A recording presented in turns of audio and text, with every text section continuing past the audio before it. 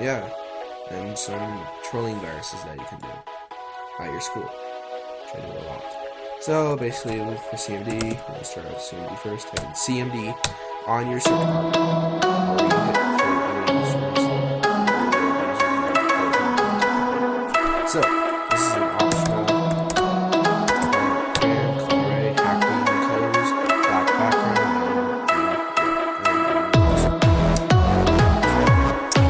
so you start spinning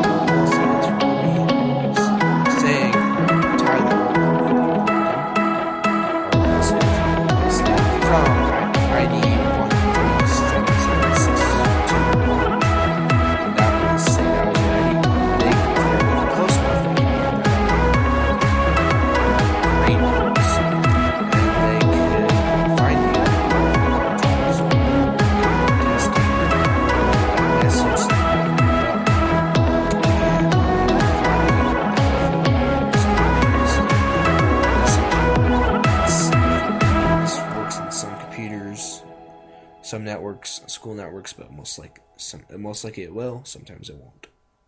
Depends on your network.